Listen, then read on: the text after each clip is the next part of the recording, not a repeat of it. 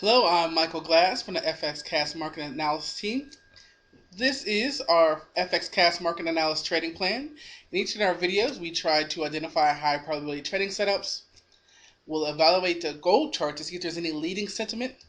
We will create a low volatility watch list, an inside bar watch list, and we'll review the economic calendar to see if there are any releases that could affect our open and new trades. As always, please send your comments and feedback to analysis@fxcast.com. As usual, we're going to start off with the gold daily chart, and we can see the beautiful move, and then the market is breathing, it's digesting this great move. You can see before when we digested, the trend continues, so we'll see what happens. On Friday, we did put in an inside bar. That's fine. But we also can see on both Thursday and Friday, when the market in Europe and in the States was selling off big, you can see the flight to safety because there's a ton of volume both on Thursday and Friday. So there's certainly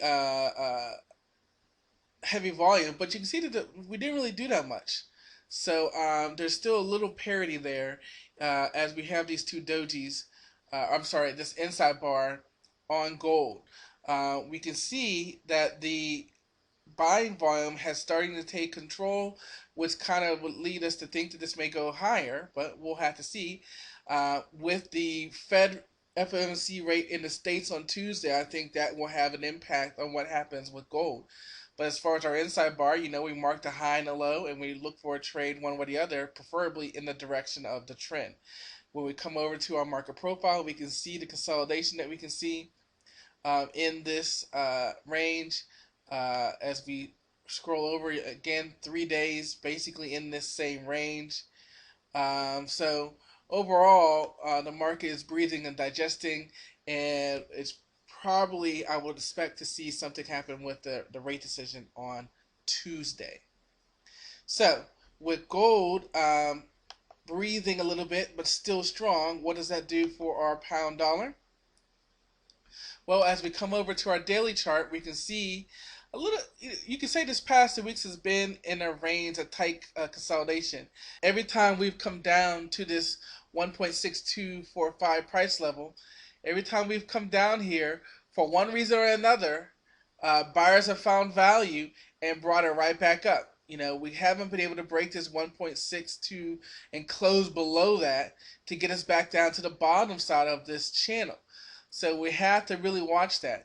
But now we're coming back up to the top side of this channel, where at best we can see back here in May, even early end of July, this 1.65 price level is where the sellers say that's enough, and they try to push it down. I mean, technically we have lower highs here, technically.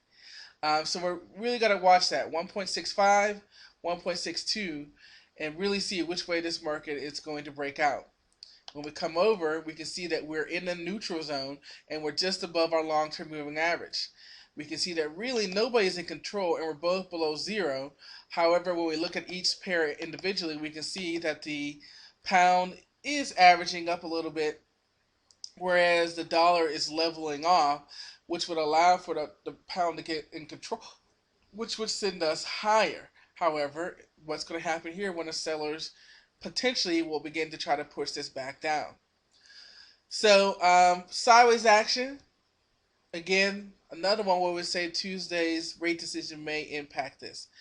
Keep in mind also, what was the big driver of Thursday and Friday for the flight to gold, and also here with our big down day. You can see here on the euro dollar, big down day, what was going on there. And there was now Greece is on the backside. Hello to Italy and Spain. And I believe Italy made some agreements about a balanced budget for the Eurozone, the ECB, European Central Bank, to purchase some bonds there. And that was our big down day. And then as the ECB stepped in, we had our up day. So there was news that brought us down, And potentially with the news of this week with the FOMC, we might see something that, again, to change this. So the euro dollar has been weaker than the pound dollar. You can see it's down closer towards the bottom of its range, but we're still in a range. And you can say we've been in this range with a couple pop outs since May. So we're waiting for this to really pan itself out and say what it wants to do. Likewise, we can say technically there are lower highs. When we come over to our hourly time frame, we can see that we're basically sitting right at parity and right at our long-term moving average. However, the euro is in control. We can see the euro averaging up, and as we said with the pound, the dollar is sort of going sideways. So the euro is in control, which allowed us to make this move higher. If it can continue to stay in control, we'll see this move up, but you can see little resistance to the 20 and 50 moving average. Look how long, I mean, they're just moving sideways, really.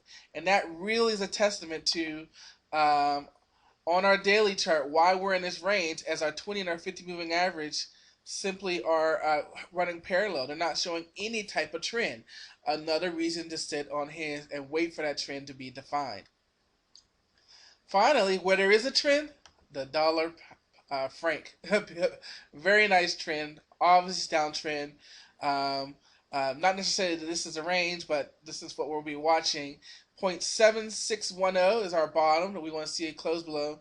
You can see this sort of a doji that we put in here on Friday. And again, the FOMC rate decision can affect this pair, obviously, as it is the dollar pair. But on the long term, we have been really moving sideways, and this is why it's falling in our low volatility watch list. We've been below parity, below neutral. We've been below our long-term moving average as we continue to push lower. But as the market is breathing and digesting this recent push lower, we were saying that we want to see this move higher, but every time we get to, where are we, 0.7800, the sellers are pushing it back down. So we can see the franc is certainly in a nice little uptrend. We're seeing that it's staying in control, and as long as it stays in control, the pair will move lower. As we go to our watch list, we're going to be watching the dollar franc, the dollar yen, and the pound yen. For our inside of our watch list, we're going to be watching all the yen currency pairs, dollar yen, the pound yen, and the euro yen. Let's go check out the economic calendar. As we look at our economic calendar, we can see we have unemployment for China and some inflation data for China. But of course, anybody that's put up your charts know that there's the S&P downgrade of U.S. debt, which is certainly crushing the U.S. market and many markets. And so as we leading into the FOMC policy, there may be some good buying opportunities if the Fed has something good to say on Tuesday. But as far as the dollar and what's going on, this downgrade certainly will impact the market.